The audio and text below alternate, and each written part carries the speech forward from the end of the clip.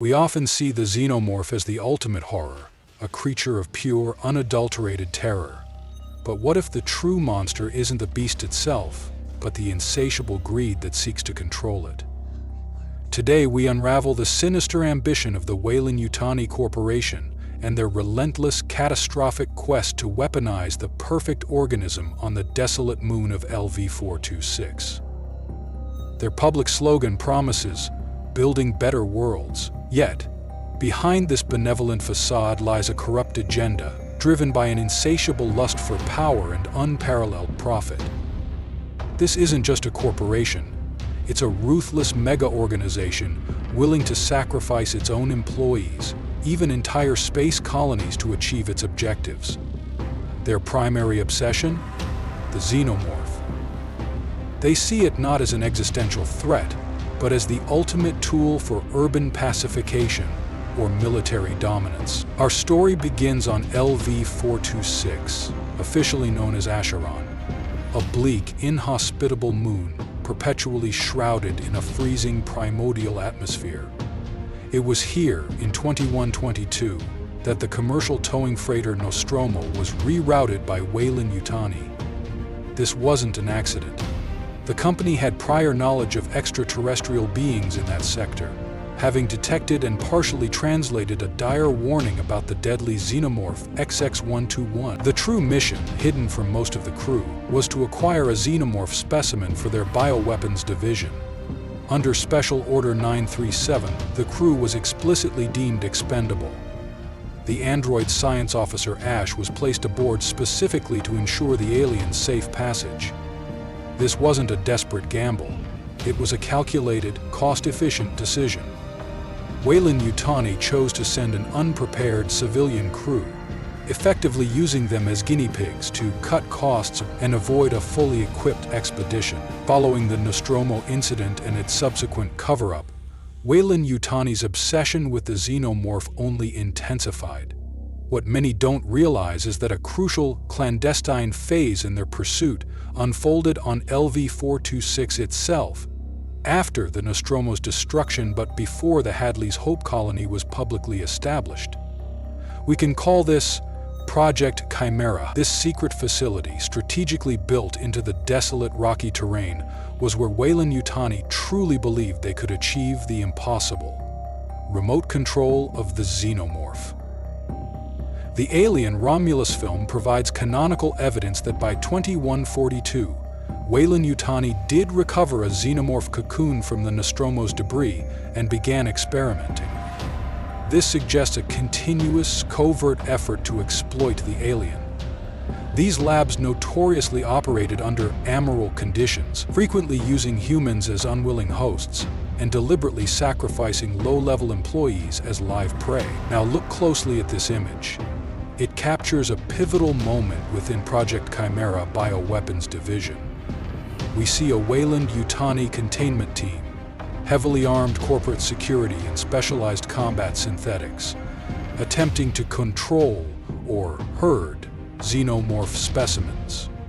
The armored vehicle, a robust APC variant, serves as a mobile command center, its heavy weaponry a testament to the extreme danger. The desolate, brownish-orange landscape of LV-426 is starkly visible, with a chilling red glow emanating from the xenomorph's immediate vicinity.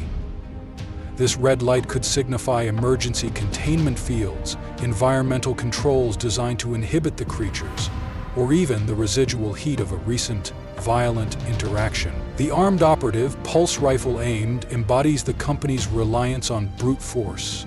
Beside him, a senior scientist or ruthless executive observes with chilling detachment. Her crossed arms suggest a cold, analytical assessment of these assets, embodying Weyland-Yutani's corporate callousness and willingness to view xenomorphs as mere profitable assets worth any sacrifice. The two xenomorphs, one seemingly held at bay by the red light, the other in an aggressive stance, are the very embodiment of the perfect predator Weyland-Yutani so desperately sought to harness. Within Bioweapons Division, scientists, driven by ambition and corporate pressure, would have believed they were making breakthroughs. They might have developed rudimentary methods of directing the xenomorphs, perhaps through advanced sonic emitters, pheromone manipulation, or even experimental neural inhibitors. These successes, however, would have been superficial, leading to a dangerous overestimation of their control. They would have conducted live-fire training exercises, much like the scene implied in the image, testing their weaponized creatures against simulated targets, or even against unwitting expendable human subjects. This period of perceived mastery would inflate their hubris, blinding them to the Xenomorph's inherent uncontrollable nature. Their objectives ranged from creating the ultimate urban pacification tool to developing biological enhancements for humanity, as seen with the Z-01 project, which aimed to mutate humans for deep space travel. But despite Weyland-Yutani's advanced technology and immense resources, the Xenomorph is the perfect organism precisely because it cannot be tamed. Its mutable mechanisms and primal predatory instincts will always find a way to break free.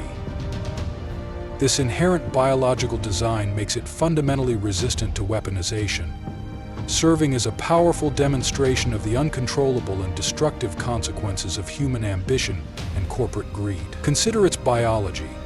It requires living hosts, making controlled breeding unethical and logistically complex, leading to unpredictable host mutations and rapid, uncontrolled population growth.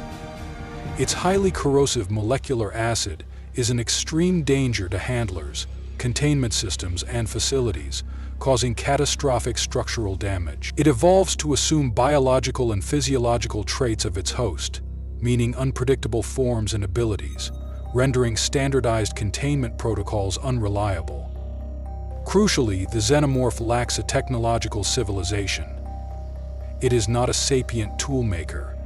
It is driven purely by instinct to hunt, kill, and reproduce, meaning it cannot be reasoned with, trained, or controlled through conventional means. This inherent uncontrollability means that Weyland-Yutani's repeated failures are not just accidents, but the inevitable outcome of trying to bend a force of nature to an unnatural purpose. The Xenomorph is not a tool.